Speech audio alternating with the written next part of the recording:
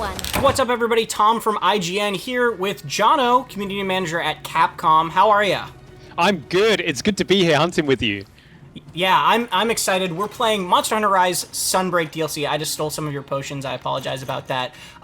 We're going to be hunting Espinas here on the jungle locale, which I'm very excited about. This is a new monster to Sunbreak, right? But it's not a new monster overall, but it is a new monster for a lot of people probably watching this. Can you give me the history of this monster? Yeah, so Espinas is actually from a game called Monster Hunter Frontier, which wasn't released over in the West.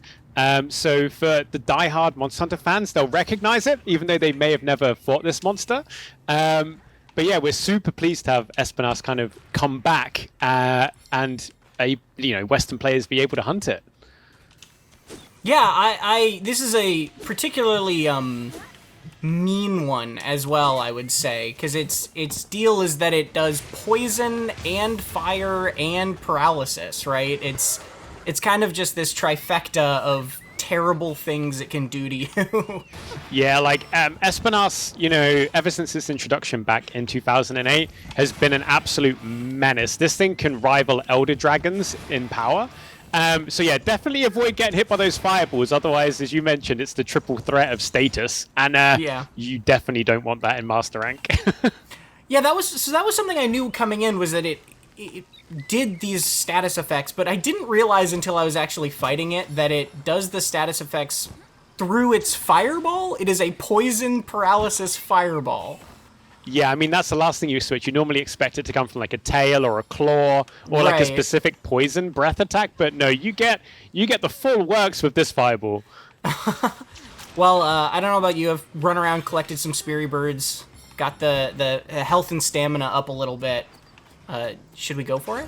I think so. And obviously, luckily for us, Espinas starts sleeping, so I'm going to give us a few buffs with my Hunting Horn, especially Sharpness Regen, which is one of my favorite new songs in Sunbreak.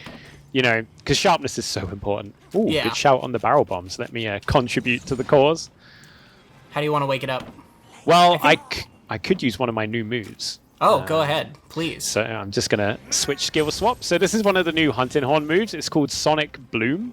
And you actually put down a little Silkbind egg. And after playing 3 songs, or using the Magnificent Trio, you actually detonate the egg for like big damage. So 2 and 3. Oh man, it's very nice. That seems like a good, effective way to wake up too.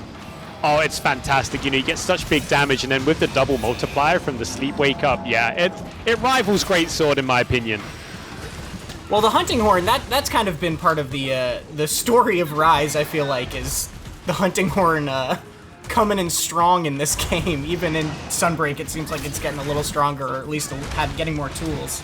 Oh, definitely. Like in World and Iceborne, Hunting Horn was incredibly strong, but very niche, as many players kind of were intimidated by, playing the songs and things like that. Whereas Hunting Horn saw a bit of a rework in Base Rise, which made it a lot more approachable, including for myself. And yeah, it's an absolute powerhouse. People think, oh, it's a support weapon, it does buffs. No, it's much more than a support weapon. It's got big bonking power. Yeah, and meanwhile, I'm using the Insect Glaive, which has kind of always been my weapon of choice. I'm a big fan of just the mobility of it. And it's interesting because in Rise, oh man. That's how hard Espinas hits. I had like 3/4 health there. Oh, jeez. Yeah, that charge attack. I learned real quick fighting Espinas for the first time that if it hits you with that first one, you just don't get up. Because if you get up, it'll just turn right back around and hit you with the second one. Stay on the floor, stay down. Yeah. Yeah, Espinas to say, like no mercy at all. Yeah, I was saying before we came in, I am prepared a little bit for this in that I've decided to go with decorations that make me not get poisoned and not get paralyzed, because that's a good shout. I mean, maybe it's cheating a little, but I figure, take every advantage you can get against monsters like this. Absolutely. I mean, I think, especially as you go into Master Rank, we have a lot more tools at our disposal. but so do the monsters. So, you know, Sure. you've really got to build crafting. It's that flexibility that lets you do that I really like. It's like, I'm going up against this monster that's really scary. At least I can eliminate some of the danger if I want Right. to spec into that. So, you know, if you're worried about the strength of the monster, you know, you can take away a bit of your damage for a bit more comfort. Yeah, exactly. Uh-oh. There's the triple breath attack on me.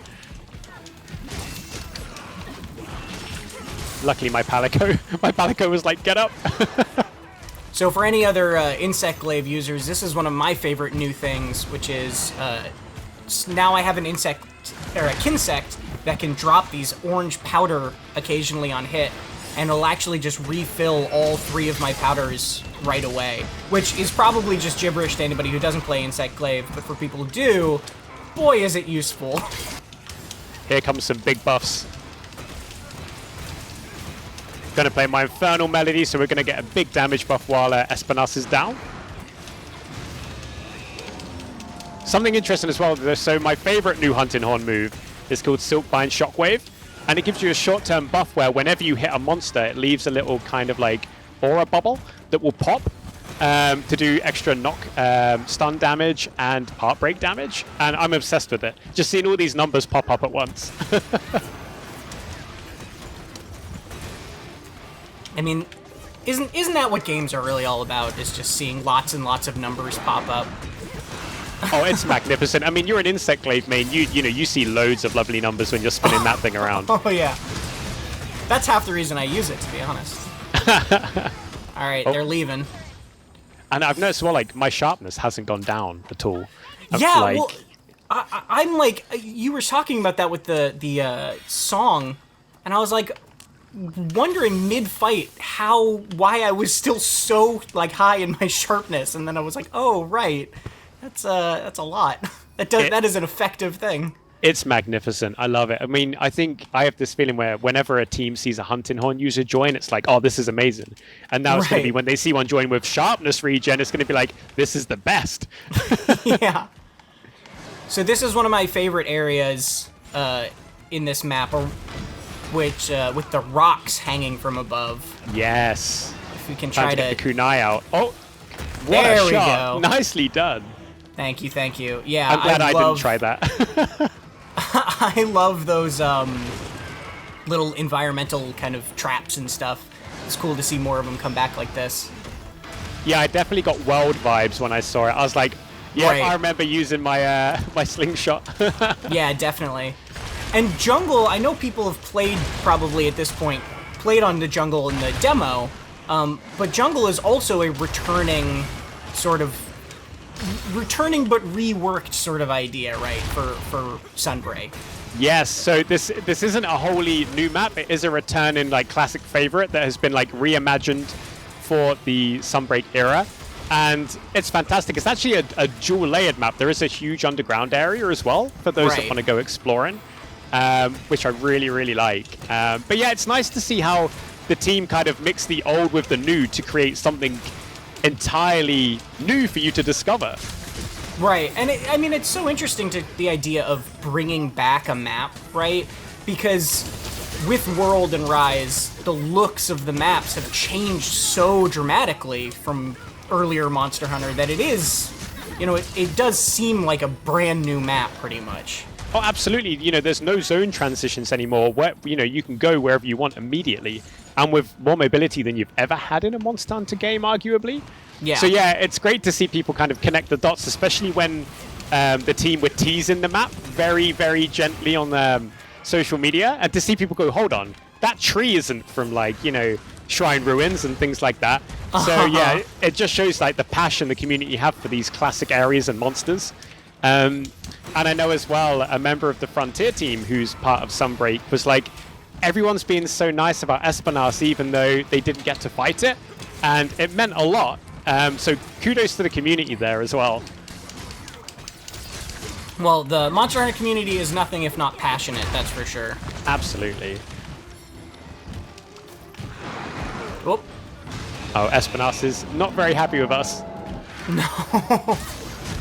And the size of that tail, like, when you compare it to, like, a Rathian or a Rathalos, like, you think you can normally kind of, like, stand under the tail and get away with it, but Espinos drags it across the ground. Like, there's no escape unless you roll through it. Yeah. Oh, another new monster showing up, or returning monster, I should say. Oh, yes. Astalos, one of the Fated Four. A very popular monster. People were so hyped to see Astalos come back. Yeah, this was my first opportunity to fight Astalos, actually, in a Monster Hunter game, because I joined with World, was my first kind of introduction to it, and I was kind of blown away by the design of Astalos, too, the sort of bug motifs. The bug, electricity, dragon, like all of those coming together is really interesting. It's not what you'd expect, is it? But it just blends together so well, and I love how, as you fight Astalos and it gets more charged up, you get that kind of the glow-in effect, and all the lighting, like, it's unlike any other monster in that regard, I think. Apart from, like, Namielle from, like, Iceborne. Right. And Namielle was one of my, I think probably my favorite monster from Iceborne, at least visually. I loved the look of that monster, so it was cool to see some of that, you know, not inspiration or whatever, because obviously it predates it, but, like, it was cool to see kind of that sort of thing had been done before. Yeah. I'm gonna get some songs out. I hate when that happens, when you're like get a really good opportunity and you're like, oh wait, I'm facing the wrong direction. Yeah. Whoopsie. So he's ready for capture, but I think we're going for the kill here. Yeah, we'll go all in on this one. Remember, folks, you don't have to capture.